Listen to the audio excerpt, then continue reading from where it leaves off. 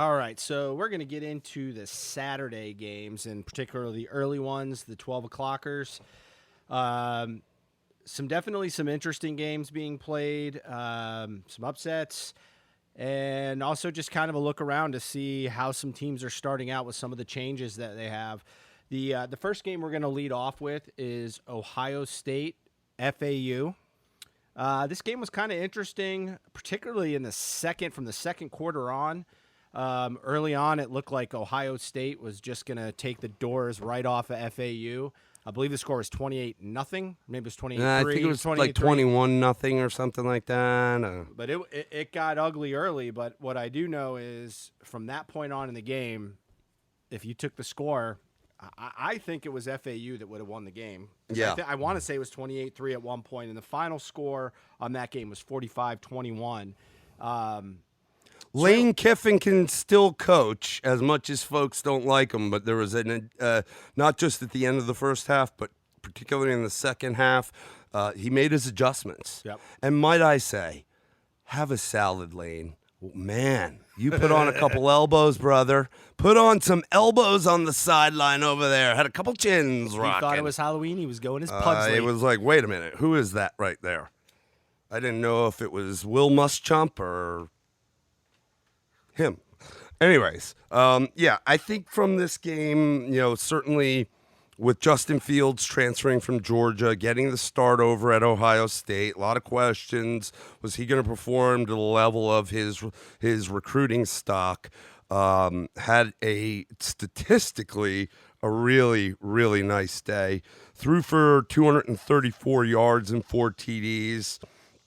Ran for another 61 yards and a 51-yard touchdown run. Yep. So it looked good. I and you've heard me rant and rave, and I think you want to try to pull a rant out. I'm not going to dog Justin Fields. But I will say this. He had some short throws that didn't look so good. He made some really great long throws on some that were touchdown passes, I think a couple of them. But keep in mind, when I saw that, the dude was wide open, okay? You just had to chuck the ball out there. Yeah, he had two pretty wide open touchdown passes. No, I don't want to dog the guy again. It's the biscuit ended up in the basket. It's the first week. We overreact. You've said it, and you keep plugging that in my head, and you're right. We don't want to overreact. We need to see how it goes along. But I'll give it to him. From a standpoint, if he was being considered a potential Heisman candidate, he put up numbers that he could be talked about. Yeah, I saw from him. He won the game, and I mean they put up the points early, so I don't come away quite as concerned with him as maybe someone who's Trevor Lawrence minded, because he's not Trevor Lawrence. Let's not kid ourselves there. I at least not yet. But I saw some things with him. He had one nice long run, but it was wide open. I mean, they blocked very well. They blocked very well in the running game, which made a difference. As the game moved on, though, the few things that I noticed were, like you said, some of the short throws were not quite there. They could have really, really blown this game open on a few plays. Yeah. And I saw that. I saw some questionable running decisions. Where he had a play to make, where he was indecisive, I guess is probably the best word I can use, and ended up not making some of the plays that you'd expect out of someone as highly recruited. But understand, he's going to a new team, a new offense. Wasn't really used other than as a running decoy at Georgia, so it's not like he's got all this experience slinging the ball around. So Ohio State's got some studs on defense. They do, but they got, keep in mind, they have a new defensive coordinator there because their defensive coordinator last year is now at Oklahoma. Grinch, right? Yep. So they got this guy from Michigan, Greg Madison. He was their defensive line coach at Michigan, so dipped into the enemy's coaching pool. Their D looked good. FAU put 21 points on him, man. And I'm not saying that they're a slouch, but I watched the game. They had starters in a lot of the game. It wasn't like they might have brought in some backups, but they didn't have walk-ons in the game like we did at the end of the game. So, for a team that's supposed to be as good as they are, I'd like to see more. Yeah. That said, Chase Young is the real deal. The Ohio State's defensive end, what is Chase, number 2? He is the real deal. He is everywhere. I think he was credited for 1.5 sacks, man. It looked like he had tons of sacks. It looked like he was in the backfield constantly. He's real good. Yeah, I mean, I was right about it. I wanted to go back and make sure I had my bearings right. It was 28-0 in the first quarter. Just something to keep in mind, which was not a good look, was the fact that the final 3 quarters, the score would have been 21-17 FAU.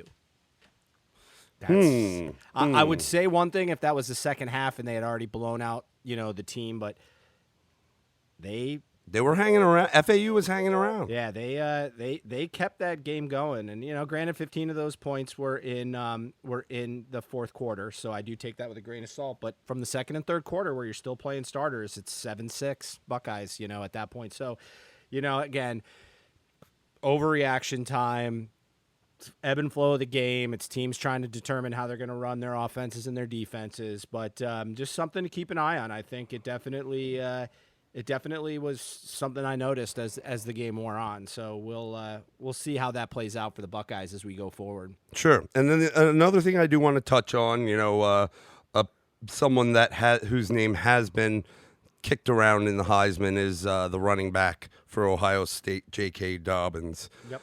There was actually a point in the game where they had, I think the next guy in line is Teague. Was their other running back, where he came in, and I was almost I didn't know why. I mean, I didn't know if Dobbins hurt himself or what was going on, because for a while there he wasn't out. He had a good game. I mean, he ran for 91 yards on 21 carries, and he had a score. He also fumbled the ball, but his longest run was 17 yards, and that's kind of where I want to kind of put an asterisk. I mean, it is FAU. Not that 17 yards is anything to scoff at, but this guy's a good running back. I expected him to break off one, like break a 40, 50-yarder off at some point against FAU. Okay, we're not talking about Clemson's defense. We're not talking about Michigan's defense. It's FAU, and, the best the guy could get going was a 17-yarder. So I don't know if anything was wrong with him, but subpar game from a guy that I expected more out of, especially with a new quarterback in there. Yep. Yeah. Again, like I said, if you looked at the last 3 quarters of the game, I mean, it was a much tighter game at that point, head for head. So, again, I always caution myself. I will continue to do that. Where I will take the training wheels off of this overreaction will probably be around week 3, right? Where you get a chance to see some teams starting to dip into their conference, to get a couple of games underneath their belt, and they start to show tendencies and weaknesses on a regular. So, just something I just noticed and kept an eye on. Let's move on to the next one. Yeah, I'll tell you one that was interesting, and we had a couple screens going on when we were watching games, was the Iowa State Northern Iowa game. So what was the preseason rank on Iowa State before that game? They were 21? 21. That's what they have them Yep. listed 21 now. I don't know if they moved or they re-ranked. I don't know. I haven't looked at the updated rankings. We touched on this in the last podcast on fantasy football, talking about their running back for your Bears, David Montgomery. Came from Iowa State. I don't know if he's a big reason for a lot of their successes last year, and they miss him, but they struggled against an FCS school in Northern Iowa. Now, I get it. There's probably some sort of little rivalry there. A lot of these kids may have played together or played against each other in high school. But there was a lot of expectations. And keep in mind, we had a podcast a while ago about coaching. Matt Campbell like him. Iowa State's head coach, like him. I really do. And I think that's part of the lofty, maybe, expectations for Iowa State this year is for the mere fact that that guy's a good coach. This was not a good look for Iowa State. Not a good look. They've definitely got to figure out their rushing attack. I will say this for certain. And if you look, I mean, historically, and even if you, we've talked about the show QB1, though he didn't play. One of the guys went to Iowa State. They generally go the avenue of a running quarterback. Yep. And Seneca Wallace, you got Sure. guys that, they have to. That's where they recruit, and they struggled running wise. Yeah, David Montgomery was a huge loss for them. Understand that guy, and I've said this before, I'll say it again, broke more tackles in college football over the last 2 years than any running back in college football. To lose that dimension of your game, and we're not just talking about breaking tackles and running for 3 yards a carry. He ran for big yards while he was there. So I think they definitely felt the impact of that. I certainly think they took Northern Iowa lightly because I think man for man, they even with that loss, they should be beating them. Obviously, a ranked team coming into this, so it was not a good look. But I will say, Northern Iowa, scrappy team. Liked what I saw out of them. No quit in them, and it almost, for those who don't know, the touchdown that they scored to win the game, they fumbled the ball on the play prior. And that was almost lost it. Okay, this went 3 overtimes. Right. All right. And so in the third overtime, Northern Iowa gets the ball first, kicks a field goal. So all Iowa State had to do was punch it in the end zone, game over. Okay? Yeah, and they had some problems early on in the drive. They had to kick a long one. Yeah, and that third overtime when they got the ball, they're driving, they're within the 10. They run the running back gets the ball, coughs it up. I thought the Northern Iowa guy actually fell on it. There were like 2 of them. They might have been. I don't know how they didn't. That would have been the game. They would have lost. It would have been an upset. Much to my chagrin, Iowa State, not to my chagrin. I don't care that they either way. But Iowa State did end up recovering the ball and did end up punching it in on the next play. Yeah.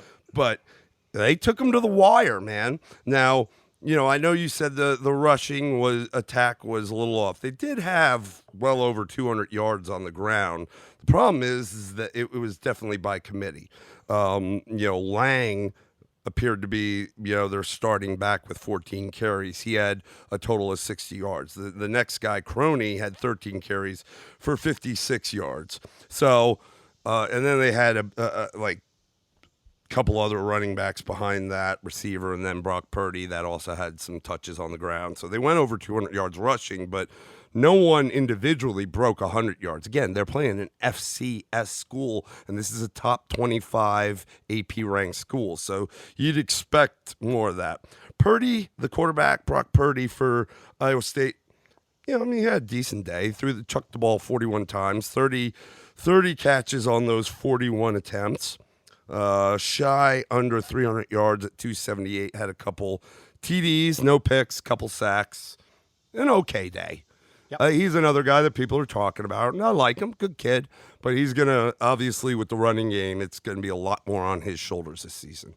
Yep. Yeah. So just, again, this fell more in was just going to keep one eye over to it, and we ended up watching it quite a bit because it was that unexpected game. And so it was definitely entertaining.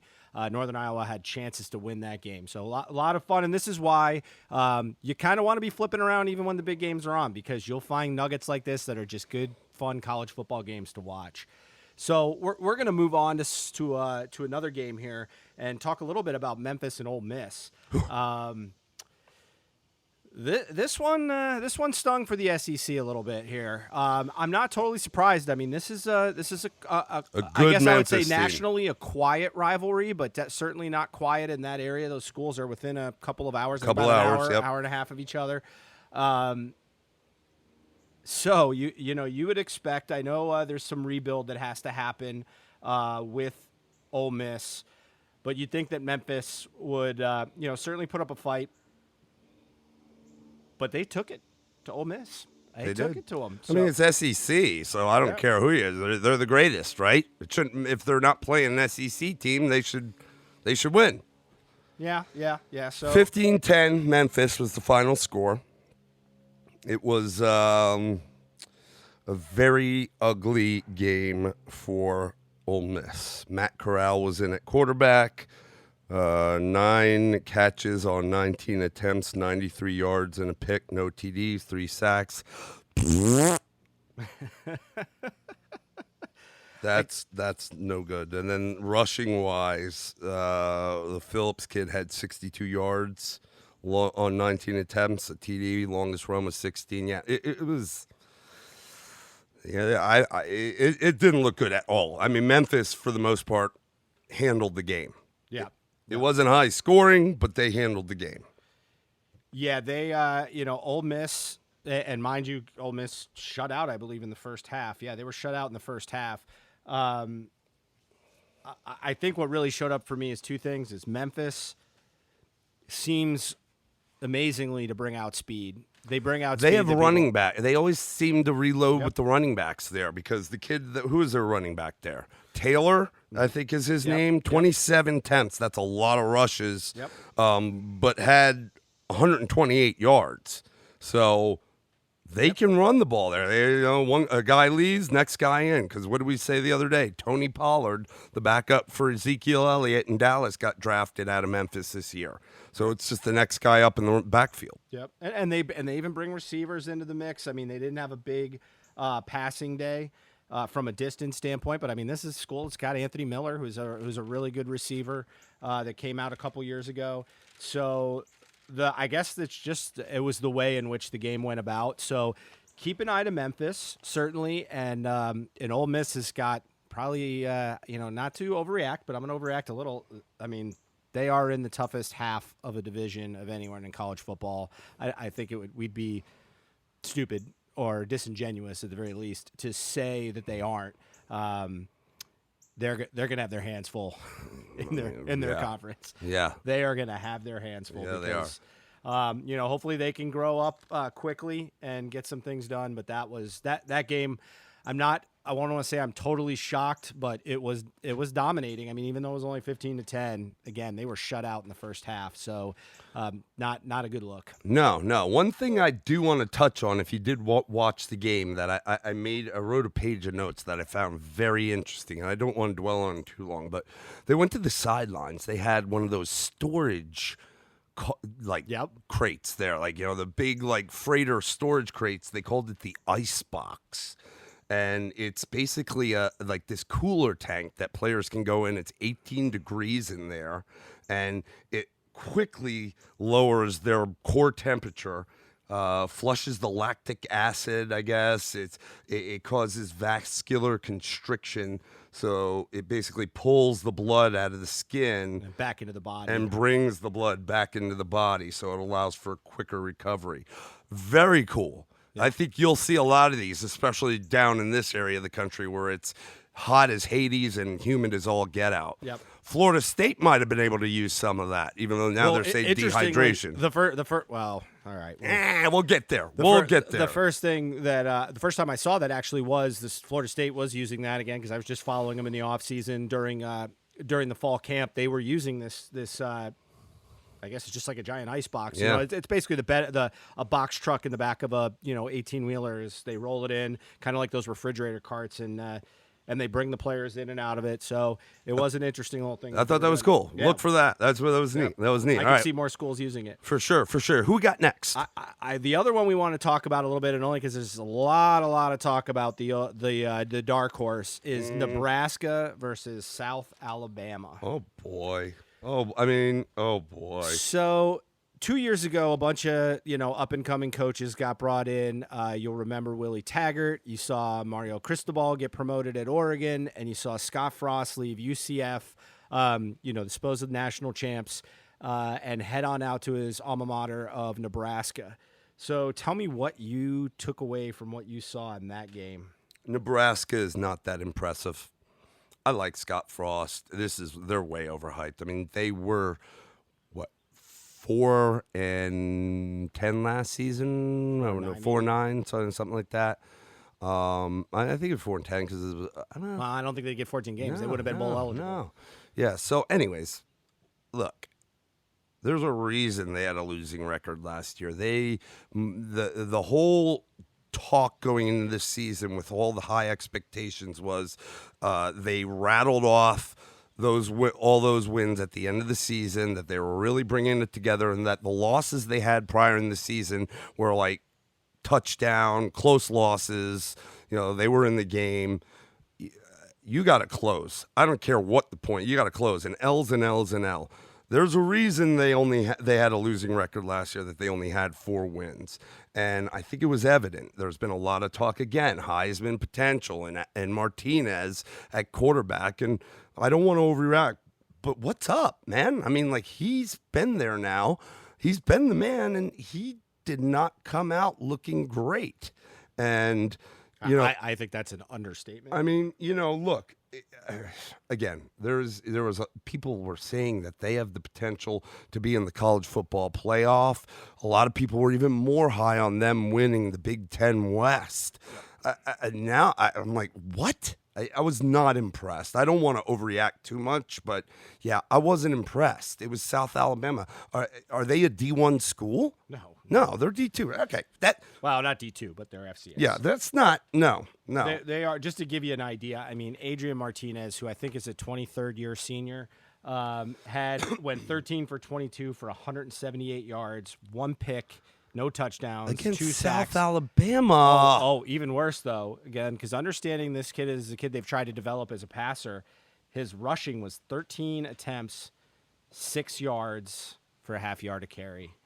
That is just not going to get it done against anyone. So against the Wisconsin 10, team that played South Florida on Friday, they would have ended up with the same score against Nebraska that they did with South Florida at 49-0 if we saw what we saw. Yeah.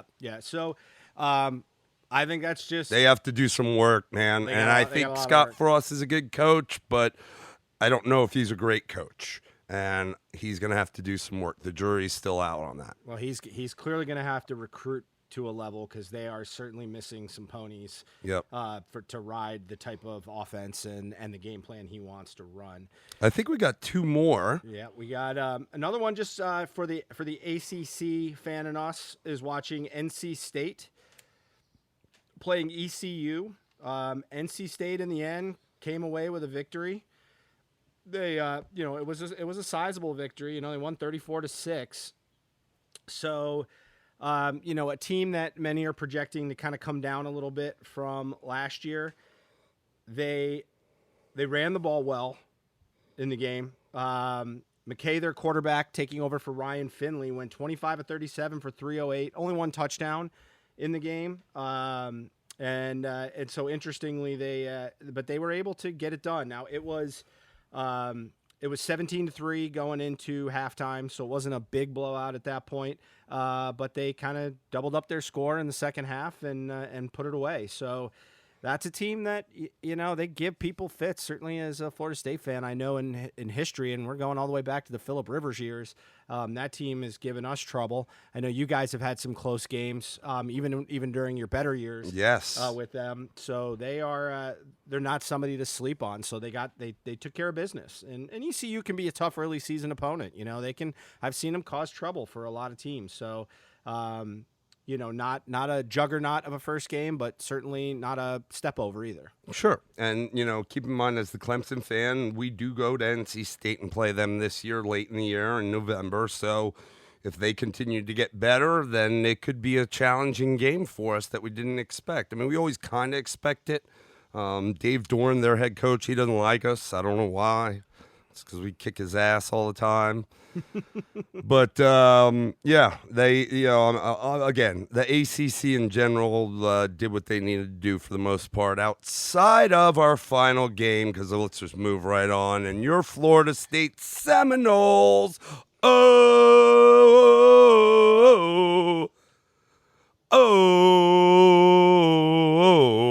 now keep in mind, I was right there with you, baby. I even tried to find your colors and cheer with you for the mere fact that it's a conference game.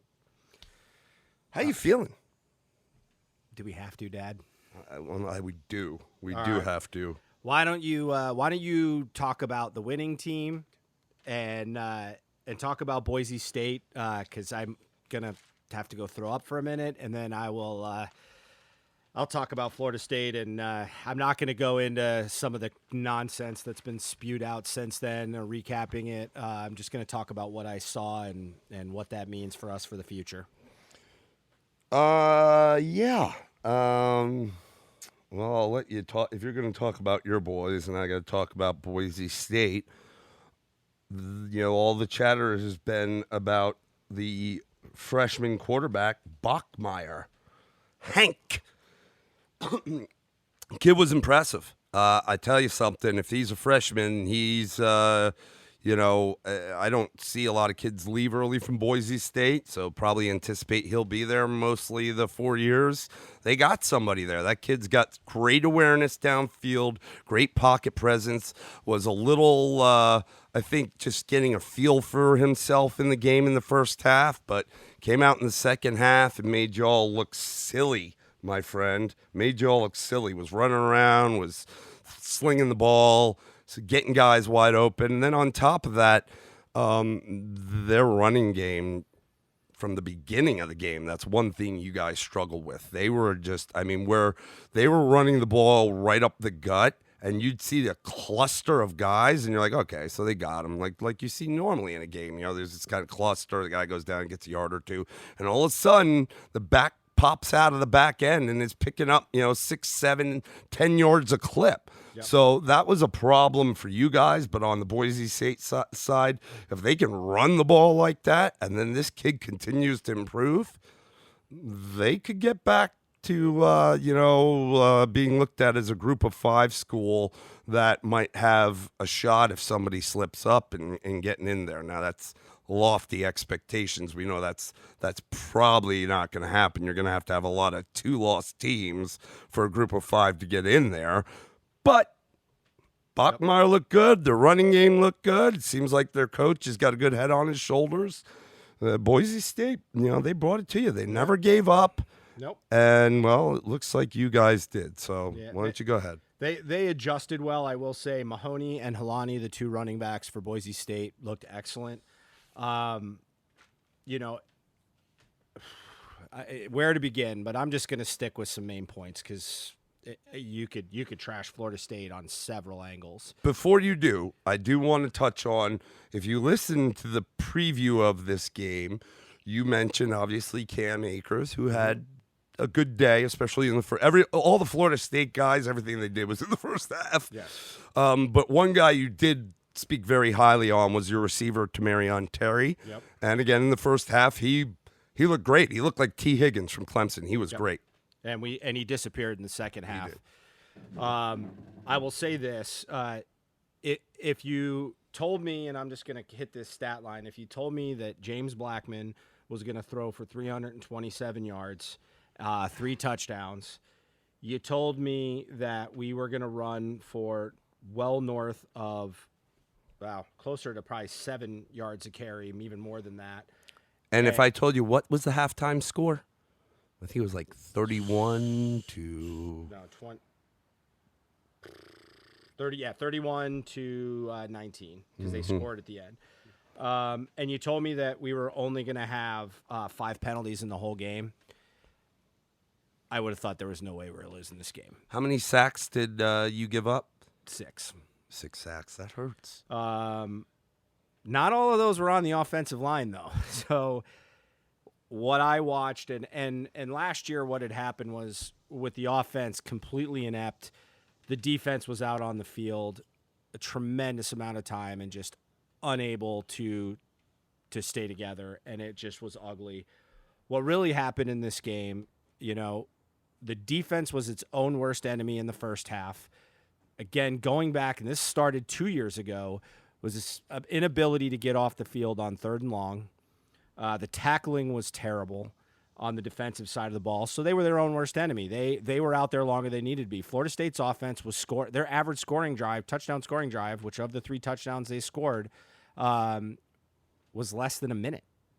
So if we are going to do that, the defense has got to be able to get off the field. The number of plays run in this game was 117 to 70. Mm-hmm. We just could not get off the field whatsoever. And when the offense, especially in the first half, was on there, you were scoring quickly, so you weren't giving your D a whole lot of time to rest. Yeah. What I saw was my big takeaways. It's a failure on the coaching staff to adjust. You watch the Boise State defense adjusted at halftime. Florida State went anywhere from bringing heavy pressure, 5-6 men, to rushing 3. And yet they stayed in this zone-based defense that Bachmeier just picked apart. Absolutely dismantled. I mean, and I don't know why, and I think late in the game you started dropping into a man-on-man very, very late. Yep. And I don't know why it took that long. I will say this, from the back 7, this is going to be Florida State's nightmare all year. The back 7 on defense, in particular, the safeties and the linebackers are completely undersized. It used to be that we were big and fast. Then we just became fast, and now we're just little and not fast. I love Derek Brooks. His son, DeKalen Brooks, looks like a slow, strong safety, and he's playing starting linebacker for us. The recruits we got at linebacker last year, while looked very athletic, looked extremely small. We're going to get handled. And I was actually, especially in the first half, I was very disappointed with the line play of Florida State. We had size, and they gashed us early. It's not like... And they look gassed early. And there's this whole thing now about the dehydration or whatever. I will say, for the Boise State team, the Idaho team coming into the hot, humid, Florida atmosphere, whether they prepared for it or not, it was evident with all the cramping that for some reason they were in better condition for that than you were, and I don't know how that happens. Florida State, let me just say this, they're going to have to learn how to win. They're that far gone that they don't know how to win. Winning is finishing. I got to say, Kendall Briles, I loved what he did in the first half. Yep. It was. I was starting to get excited. Yeah, I don't know what the hell what he did happened in the second half. Certainly no adjustments. No. And I think like you say they have to learn how to win. I think that they were so high on their horse at halftime, they thought they had it done, that they had it won. They had won. We're back. And they came out, no adjustments, no motivation to finish, just, hey, we've got this. Where let's just say this. I would say less than 50% of the faithful of Florida State were willing to give Willie Taggart a true chance this year. Of that sub 50% of those people, he's probably lost half of them in the first game, and the rest are just about, got their tickets for the bus. So here's where I had a major issue. No matter what soundbite Willie Taggart puts out there, they laid an egg. There's nothing good that's going to come out of it. The dehydration was the wrong thing to say, and I'm not even going to get into that. I'm not going to blame it on that. The fact of the matter is, he was going to be a play-calling head coach last year on the offense. What Florida State needed to do was dedicate to the run, and you go, oh, my God, look how many plays we ran on defense. We were the only ones cramping up. You as a head coach need to tell your offensive coordinator, we need chunk plays, we need to control the clock, we need to rest our defense. Watching them come out, they got a first down on a review on the first drive and then went 3 and out after that. I believe it was the second drive, or maybe it was the second half of the first drive. We did 2 wide receiver screens, one to the right, one to the left, and then threw a bomb to get us back off the field. They needed to be able to run the ball. Actually, I think that was the second part of the first drive, because in the second drive, then they brought Cam Akers in. He ran the ball once and ran it well, got like 14, 15 yards, and then the next play fumbled the ball. The simple fact is we gave them opportunities. We had opportunities to win that game at the end. We stopped them and got a turnover down near the goal line, and instead of falling on the ball, we friggin' tried to pick it up, and Boise State got it back, ended up scoring the go-ahead touchdown. I mean, The mistakes and the mental lapses are still there. The coaches are not in sync.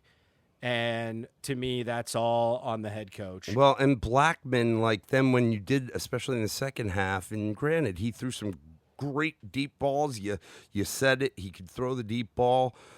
In the second half, that's all he threw. Like there was no short routes, no intermediate routes, nothing to kind of warm him up. Extension of a run play type thing. It was all he just reared back and just tried to chuck the deep ball, and it wasn't on, and it looked bad. It was like desperation. It was like I don't know if it's desperate or he was just thinking he could get it all back in one play. Well, I mean that is a little bit of a product of the offense that they run. It's a lot. Here's the dimension that I will say that Briles doesn't have. He wants a running quarterback. So Florida State's in trouble. It's the first round and they've been knocked down. And I don't know if they can get back up. I do know that if this season goes like last season, I'm not sure they're going to fire him. I hate to say that. I don't know that they're going to fire him. I say he's gone. But if they don't fire him, Florida State's going to have multiple years of down years because the recruiting, which they started off hot, is going to take a hit if they don't get some things done. And while they've got Louisiana Monroe, who's not a walkover but should be a clear win, then they got to go on the road and play Virginia. So it's going to be Florida State's got it's a tough road ahead. A monumental task ahead of them, and my opinion is the coaching staff created this monster, and they better figure it out. Yeah, I don't know that he'll be there. He's on the hot seat already. Oh, it's flaming. I know that we say overreaction. This is well deserved. And if you guys don't get to even just a slight winning record where you might make a bowl game, I think that could be it for them. So that's the early games. We're going to dive into the afternoon games next, right when we get back. All right. We are going to get into the afternoon slate for last Saturday. Some interesting games. I would say some strange happenings definitely out there. So we're going to lead off with one I had no intention of talking about, but our locale and just the sheer magnitude of it dictates that we do. Georgia State, that is not UGA, that is Georgia State. Do they have a stadium? They do. It's a baseball stadium. Oh, yeah. Turner Field for those Atlanta Braves fans. Went up to Knoxville, collecting $950,000 to get there to win. The only thing that makes a Florida State fan not feel like the lowest of the low is thankfully the Tennessee Volunteers. Holy cow. How does Tennessee allow Georgia State to get 4 sacks on them in one game? 4 sacks. Like, their worst offensive lineman has got to be better than Georgia State's best defensive lineman.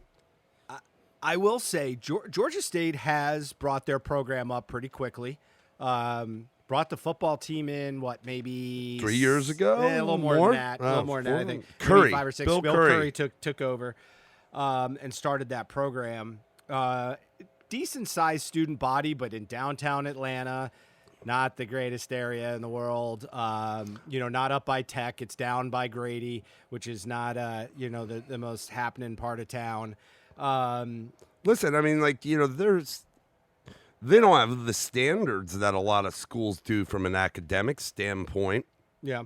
And, they're going to find some athletes. Georgia's got athletes. Georgia high school football's got some athletes. Yeah, and they'll find the fringe 3 stars will probably be the high end of their recruiting on average. But, man, they went in there and took it to them. It was, we didn't watch that game in full, bits and pieces. We flipped to it and we caught highlights, but it at no point looked like Tennessee had a handle on the game.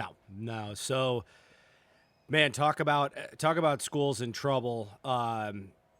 Tennessee, as down as I feel about where Florida State's been, Tennessee has been in that in that hole for quite a long time, and I don't know how they get out. Jeremy Pruitt, defensive coordinator for Florida State when they won the national championship, prior year on Alabama's Alabama's coaching staff on the defensive end.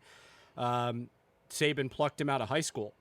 He was a high school coach prior to that. So had a name, he went to Florida State, he went up to UGA and coached up there was a defensive coordinator for a year after the national championship.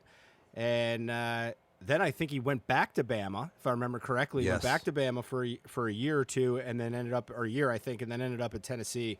And wow, Not going well for him. no, Hot not seat well. already for him. So They haven't had it right since Fulmer. I know a lot of people say that, but they haven't. True. I mean, they've had a lot of misses, but anyway, good for the Georgia State Panthers. Want to just give them a little shout out. Posting a little something funny I saw on Facebook there. Check it out. A little video of a UT fan driving through Atlanta. It's pretty funny. So take I a don't quick know hit if of I've it. seen that yet. Oh, I got it this morning. I'll be Nice. posting it shortly. Yeah, I mean, look, and we'll go through some of the other games here, and we talked about some earlier. But yeah, the SEC East, I don't think is very good. No. And we live in a place where there's tons of dog fans, and they always think so highly of themselves, and everybody else sucks. I see them all the time out at my kids' soccer game. These dads, Clemson's schedule, PU. Let me tell you something, pal. The SEC East, PU. PU. Florida didn't look so good. Don't think it's going anywhere special. Tennessee, an absolute travesty. We'll talk about South Carolina in a minute. Yep. Georgia did play Vandy. They won, and we'll talk about it, but I don't know if it was, uber impressive. Yep. Missouri, we'll talk about them. Things didn't go their way. We talked about Ole Miss. They got their doors knocked in by a group of 5 school. So the SEC East. Well, you got Ole Miss is in the West, but that's. Oh, sorry, Ole Miss is in the West. But nonetheless, yes. it's just a They are in weakening West. of the Yeah. conference. So Not good. Not a good look for the SEC East. yeah, no, not at all. So let's change gears just because we had to make those comments just because it's such a big win for Georgia State. So UNC took on USC East. South Carolina. Yeah, to the rest of the college world, they are not USC, but in the Southeast here, they are USC. They've played this game a few times. UNC tends to trip and fall in this game. And a little tidbit here, they were starting a freshman quarterback, Sam Howell, for UNC, who was a longtime Florida State quarterback recruit. He was heavily tied to the former offensive coordinator, and when Walt Bell went to UMass, he moved himself over to Mac Brown, and UNC had a very good game, especially for a true freshman. And they went to battle, and USC had the lead for a good portion of the game. It was close, but UNC ended up prevailing in that game, which is it's a very good look for the ACC. At mid-level, we need the Coastal certainly much stronger, and so the Coastal performance there was important. And then just beating a somewhat rival, a state versus state game. So it was pretty interesting. And in that game, longtime starter Bentley for USC went down with is it season ending or it's long term? It's definitely long term. Okay. So since it's your rival, I'll let you kind of give your digs into the game. Thank you for that. Mm-hmm. Greatly appreciated. Okay, so first off, before we talk about the game, I do want to touch on that injury to Bentley. So last night, Matt and I went to a heavy metal concert. And as I'm pulling up in the truck with my Clemson stuff all over it, the guy we park right behind is a South Carolina Gamecock. Hop out of the truck. He looks over at me. First thing he says is, "Hey, appreciate Tavian Feaster. Got any more guys you want to, send away from Clemson and send more away?" Feaster had a pretty good day. But the whole Bentley thing, I looked at him and I said, I don't know that Bentley really hurt himself. How do we know that the 4-year starter whose dad is also a coach on the offensive team. They just didn't want to insult the fact that he sucks eggs. Sucks egg rolls. Okay? Yep. And it's happened before.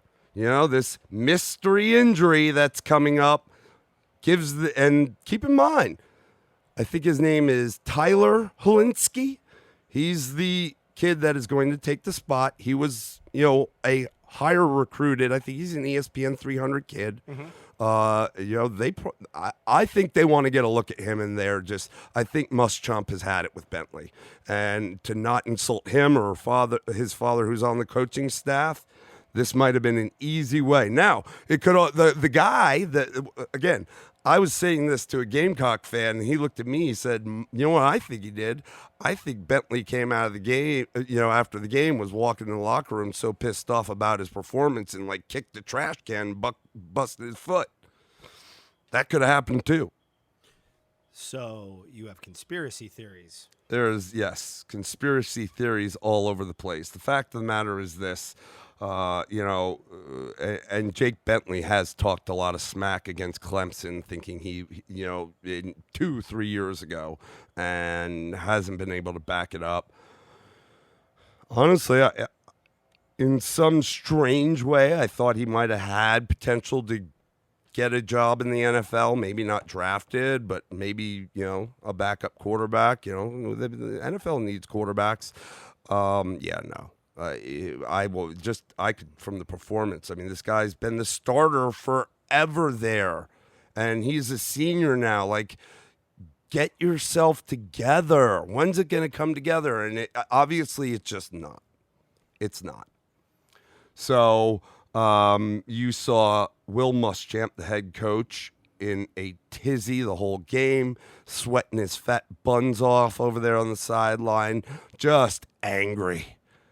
But we've talked about it before, and I think Muschamp is the prime example. Some coaches are great coordinators, Yep. but they're not head coaches. And he's the prime example. It happened at Florida, and it's happening again at South Carolina. He's just not head coach material. Great defensive coordinator, but that's all he needs to be. Right. Yeah, so, Bentley, just to kind of go on that, was barely over 50% passing for 142 yards, 1 TD, 2 picks, 3 sacks. So it was, and then obviously rushing for negative yards, mostly, I'm sure built on busted plays and sacks, but not good for South Carolina. Does not look, I guess, the part of somebody that can ruin days in the SEC East, even as weak as the SEC East appears to be off the bat. Florida has an opportunity to fix some things and does, they're 1-0. So they're a ranked team, so they can do some damage. Georgia certainly was a favorite to be in the college football playoff and still is. But we did not see the best sides of those teams, and certainly the ones beneath them are not doing them any favors. No. Now, before we jump away from that, I do want to talk about North Carolina and the return of the Mac. Return of the Mac. Woo! Return of the Mac. Yeah, return of the Mac. Mr. Mac Brown. Mac Brown. I like it, buddy. You like that? You're laughing. You're crying. You're embarrassed. Mac at the end of his career at Texas, it wasn't great, and I thought that was it. But he's obviously found life. For those of you who may not know the background, this is his second go around at North Carolina. Before he went to Texas, was there as the head coach and did good things, and he did good things, which is why he got the job at Texas at a time when Texas was still, it wasn't Texas is back. They were there then, and he got in there and made them even better. Yep. I didn't know what to expect of this, but he's a good guy in terms of class act, stand-up individual, humble guy, great values. I really, really like seeing it. And if you watch the post game, I mean, I got to be honest, big burly me. I mean, I'm a passionate guy. I was almost choked up a little bit when he was choked up. Yep. And he was choked up, I know, for his players and his coaches and all that. But it was somewhere inside of him. He was probably like, wow, oh my goodness, look what just happened. I mean, what a great feeling for him. Kudos to him, to that team for playing hard for him, for buying in. And thank you for taking out the Gamecocks right out the gate, baby. And another good look for the ACC. Doesn't have to be great, but that's a good look. I'm not looking to take over being the best conference in football, but that's a good look for us. Yeah, well, I mean, understand that it bodes well for their future. Like you said, number one, again, I mentioned they brought in Sam Howell, who had a very, very effective day. Was 15 to 24 for 245 yards, 2 touchdowns. Again, this is a true freshman coming in there. He didn't run for big yards in the game, but that is a dimension to his game that I expect to continue to grow. But the great part is this team supported him offensively by running for 238 yards against South Carolina's defense. They were almost 50-50 in yards, controlled the time of possession, and came pretty close to doubling up the yardage against South Carolina overall. So yeah, they were running well. South Carolina Yeah. didn't handle their run game very well at all. No. So the best part is, with this is there's room to grow. I mean, you got a quarterback, if he can continue solid to better than solid play in his freshman year, I mean, you've got something really to build on there. So, I think that was a fun game. Certainly a good ACC versus SEC win for the conference. Yeah, I mean, it was a good And matchup. it was a good matchup. Yep. I liked seeing it. For the first weekend, that was another good matchup. They weren't, they may not be at the top of their conferences or divisions in their conferences each, but they're not D2, FCS, scrub school, group of 5 school. It was a fun matchup. Yep. Hats off to you, Mac Brown. Good for you. I hope you continue to have, a solid year. It would be good to see. Yep, definitely, and could make some things interesting. They're gonna give some teams some second looks there when they play this year, especially in the Coastal. Yep. So that was good, and then we move on to Murderers Row, murderers of quarterbacks for sure. The Stanford Northwestern game. Holy cow! If you didn't have your chin strap buckled, you were gonna get your head knocked off if you were a quarterback. Unfortunately, we saw both the Stanford starting quarterback and I believe, did your boy Hunter start for them? Was he the starter? He was the starter. So former 5-star. Yeah. And, Hunter Renfro, I think it's... No. Hunter Renfro's your receiver. Sorry. Hunter Johnson. Hunter Johnson was recruited Clemson out of Indiana, was a 5-star quarterback. I think he was the number 1 rated pocket passer pro type quarterback. Actually, I saw a stat that they threw up there. I think it was during that game. And that year, I can't remember who they had ranked number 1 out of high school as the quarterback. He was 2, and actually Tua was behind him, like 3. We see how that's played out. But that said, I mean, he was behind. When he came to Clemson, Deshaun, we had Kelly Bryant, we had Zarek Cooper, we had a bevy of guys. I did think that after Deshaun left, he might get a shot. Obviously, Kelly won the job, and I still thought that he'd have a shot. And then it was Zarek Cooper and Hunter Johnson were kind of 2A and 2B behind Kelly. And Hunter came in and did some good things, obviously, when we got up on teams and we get guys time. But I was excited to see him unleashed. So at the end of last season, or before last season, when Trevor came to town, Zarek Cooper bailed, and then Hunter bailed. Now, Hunter wasn't one of these kids in the transfer portal that got to play right away at Northwestern. He chose Northwestern. He had to sit a year. Fast forward to here we go. He's finally getting the shot. And again, I was excited to see him unleashed. And Unfortunately, I think he was a great kid and a lot of potential, but unfortunately, I guess there was something that our coaching staff saw, which is why he never fully earned the job in front of Zarek as number 2 or even in front of Kelly. That, maybe he just doesn't have. He didn't look good. He wasn't comfortable. It looked like the college game was too fast for him in this game. And Stanford's a good team, but they're not necessarily speedy on defense. He didn't look good. And then at one point, former NFL quarterback Trent Green's son, TJ Green, plays for Northwestern, and he came in the game. And I don't think he came in the game because they wanted to rotate quarterbacks. He came in the game because Hunter was doing poo-poo. Yeah, Johnson was 6 of 17 for 55 yards and 2 interceptions. So it was an ugly start for him. And then I think hurt. Right, and then he didn't. TJ Green got hurt, and Hunter came back in the game. Oh, I apologize. I got him confused. You're yes, right. Yeah, that's right. Green got hurt, right. and so Hunter had to come back in the game. That's right. And it just didn't get better. It didn't get better. Yeah, it didn't, and and the score dictated it. It was a defensive fare, but what more impactful on the quarterback side was the injury. Some people were clamoring for a dirty hit. It was borderline. I mean, a forearm to the head. It was a forearm shiver. Little bit of a late slide on a bigger defensive player, but he definitely took a shot to the head and ended up getting knocked out, which Costello, he was 16 of 20 for 152 yards and a touchdown at that point. That's Stanford's quarterback. And he seems like he's been a lifer too. Yeah, it seems like that kid's been at Stanford a while. Well, I think that's kind of indicative of Shaw. Shaw brings in guys, developmental pocket passers, certainly did very well with Luck.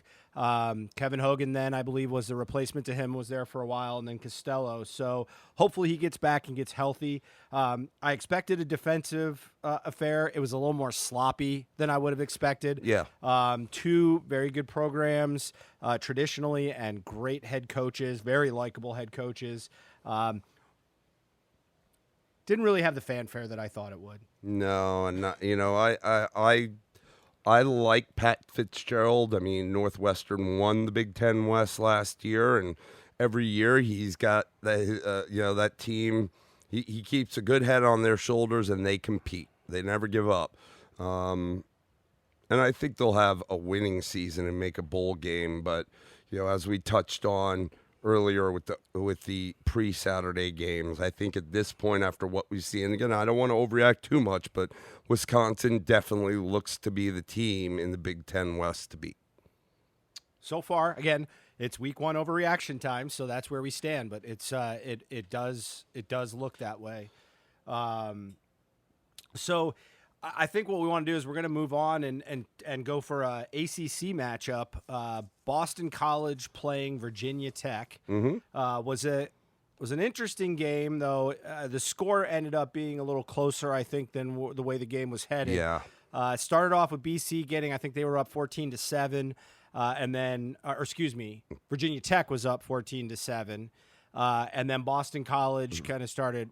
They ripped off three touchdowns in the second quarter. Right. And then Virginia Tech kind of methodically started getting the score closer and closer. Some interesting things going on in this game. Certainly you've got Virginia Tech and their lunch pail defense, which got some points put on them by Boston College. Yeah, it was defensively, it was on both sides of the ball. It wasn't great. Yeah. So, I mean, we saw in the game, it was kind of a little bit of a pick 'em in the sense of the types of defense that they play. Obviously Virginia Tech wants to send Bud Foster out on a winning note. Not quite the performance we would have expected to see out of a defense like that. No, it's kind of sad. It's not good to see because he does typically. You don't want to see him go out on the decline.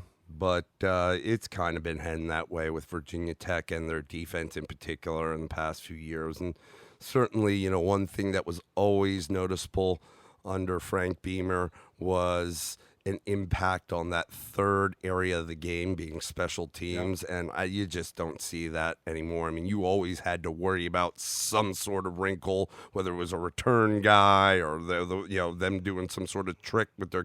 Yeah, you just don't see that anymore. There's no kind of spark plug from the special teams that you kind of are waiting for under a Frank Beamer.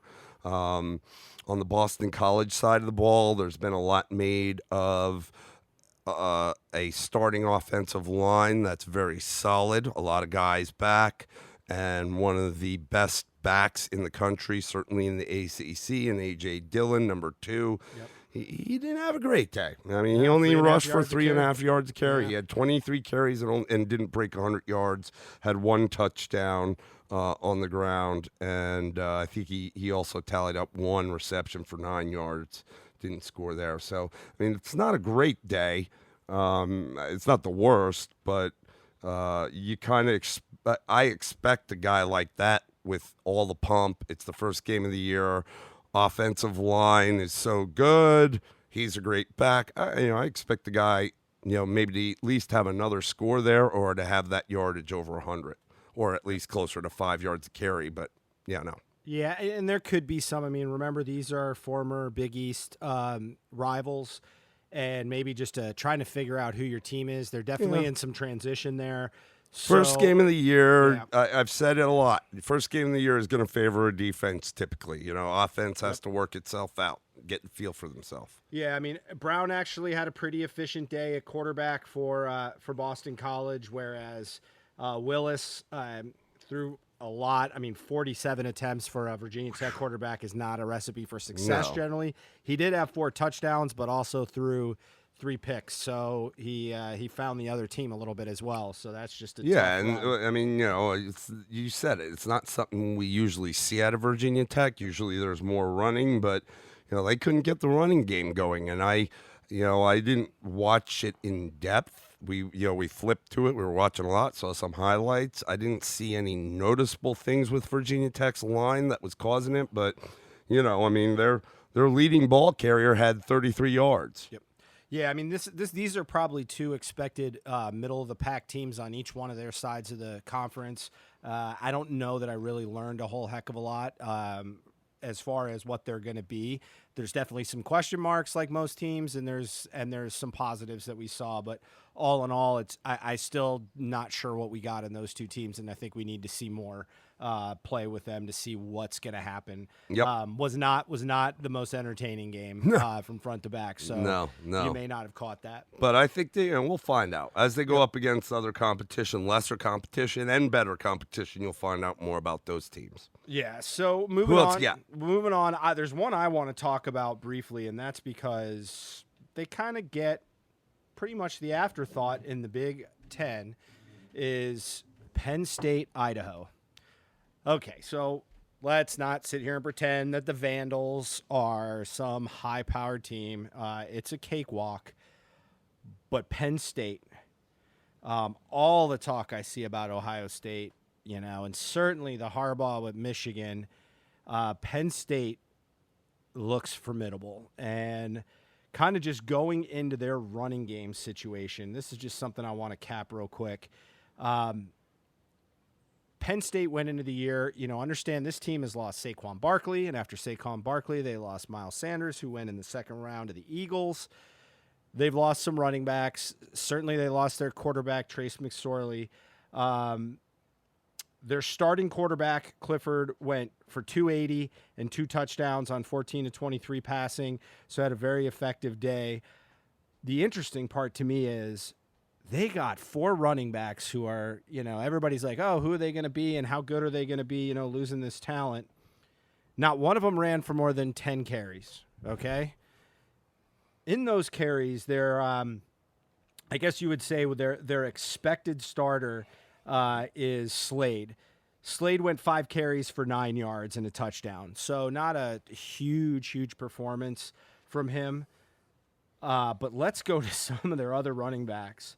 Ford, 6 attempts, 107 yards, 1 touchdown. Golly. Yuri, 6 attempts, 44 yards, 1 touchdown. Kane, 9 attempts, 44 yards, 2 touchdowns. They had Brown, 5 carries, 38 yards, 2 touchdowns. They ran wild. And what I like about it is, you got to beat a team. 79 points. Okay, 79 points on any team is a lot. And they clearly were not they were putting everybody in there. Right. It wasn't just their starters. Yeah, so, he only threw the ball. I mean, granted, they did bring in the backup, and he was 11 for 14. So they threw the ball around 37, or threw it 37 times. When you run the ball when you're up like that, and to just be able to continue to pound it, 673 yards to 145. That's insane. I get the competition, but that's a dismantling. What I love to see, 3 penalties. Easy game to start getting penalties. Yeah. To lose, get complacent. 7 sacks for Penn State, 0 for Idaho. Only 1 turnover. And Idaho only turned the ball over 1 time, too. So understand they were doing that by just going up and down the field. I'm just telling you, don't sleep on this team. They'll get a little bit of love when the games get big, but I'm not so sure who we have at the top of the mountain right now is who's going to be at the top of the mountain at the end of the year. So I just wanted to give a quick little chat unless you have any comments on that. No, I knew you wanted to touch on it. That is, I think the most shocking thing was that yardage differential. Again, it doesn't matter what competition it is. That's impressive. Yeah, that was impressive. Just a big game. So impressive, you would say impressive. So what we're going to do is we're going to round out the midday games with Alabama, because obviously they're up on the top part of the mountain, versus Duke. Definitely on paper a lopsided matchup. Understanding Duke lost its starting quarterback in the first round this year, went to the Giants, Daniel Jones. Alabama returns a pretty loaded offense and defense. On paper, expected, most people are expecting an Alabama-Clemson reunion at the end of the year. So what'd you see? They missed Daniel Jones. Quentin Harris, number 18, the Duke quarterback, went 12 of 22 for 97 yards, no TDs, 2 picks. They missed Daniel Jones. Which most teams would. But I will tell you this. At the end of the first quarter, the score of the game was 0-0. Okay? Duke isn't a bad team. They're definitely getting better, and I love their coach, David Cutcliffe. I didn't expect them to necessarily, take it to Alabama, but I didn't expect after the first quarter for it to be zeros on the scoreboard. I'll attribute it to this. David Cutcliffe took the information he was given with Dylan Moses being hurt and with their other starting inside linebacker going out previously in the offseason, and them having 2 new freshmen coming in at linebacker, and took advantage of that. A lot of runs up the gut right into that linebacking core. A lot of things that was causing those linebackers to have to think and move around early. And honestly, it's probably why it was just 0-0 at the end of the first half. Duke kept the ball, when they had the ball, they kept it on the ground a lot of the time. And it just ate up clock. So once that happened, get in the second quarter, and Alabama got themselves together. I definitely think that the guys on Alabama's secondary, that they changed it up and brought them up to help those linebackers and stuff the run and put it on Harris's, the quarterback for Duke's, shoulders. And they're just so good that they were able to shut it down. Because then eventually, after this, at halftime it was 14-3. Then in the third quarter, Alabama comes up and throws out 3 touchdowns. Duke doesn't score at all. So from there on out, as if it wasn't already, Duke's in aerial attack mode because they have to play catch up. Yeah, and they were not efficient at all in the aerial game, only finishing with 97 yards. So now on the flip side of the ball, Tua went 26 of 31. Early, it looked some of his passes did not look that great, but he got himself together. Ended up throwing for 336 yards and 4 TDs. He ended up with I think he had 5 runs for 15 yards. Nothing big there. The one thing that did shock me a little that I thought Duke did a great job on, not just early in the game, but really throughout the game, is I was not uber impressed with the running game from Alabama. Now, I know Najee Harris, their starting running back, was suspended for first series or two, first quarter, whatever. But even when he got in the game, Harris went 12 carries for 52 yards. Mm-hmm. The guy that they had started that also continued to get run was Jerome Ford, number 27. He went 10 carries for 64 yards and a TD. Listen, a guy like Najee Harris I've seen him in person. He is a specimen. That's a man-child. Against a defense like Duke, I don't think there are any slouches, but for him to only go 4 yards a carry, essentially, and no touchdowns, they might need to get that in order, because I'll tell you this right now. If they have to leave it all onto his shoulders, there will be a point where it doesn't work out for him. Yeah, and the question is, nobody would expect this, but, Alabama did go for 512 yards. But 367 were through the air. They only ran for 145 yards, and especially when you're talking about what ended up being a blowout score, you just expect them to be able to pound the ball, especially fourth quarter, that kind of stuff. And it wasn't all there. I will say this, if anything, and I don't think this is an overreaction, it opens up the door in the West a little bit. It opens didn't look the door. Indestructible. Now, it is Alabama. We don't want to overreact, but they didn't look indestructible. And had they played a formidable opponent, it would have been much closer, I think. I'm not saying they would have lost. Now, outside of the fact that the running game wasn't great, their receivers went off. They were having a field day. In particular, you saw Jerry Jeudy and Jalen Waddle everywhere. Yeah, everywhere. Jeudy is as advertised. He's ultra talented. Jeudy went 10 receptions, 137 yards and a TD, but I mean the guy does what he wants. He's incredible. He will be a top 10 draft pick. A lot of yak on that. Yeah, man, that guy's something. And again, Jalen Waddle seemed like he was everywhere. He went 5 for 90. Outside of that, they had Devonta Smith went for 54 yards and a touchdown. Miller Forrestall went for 33 on 2 grabs and a touchdown. Major Tennyson, number 88. I think that's a tight end. Forrestall, he's a tight end too. He had 2 receptions for 9 yards, but a TD. So their passing game was getting nutty. They definitely had it going there, but they get in the game with a team that can score as well. A la Clemson Tigers.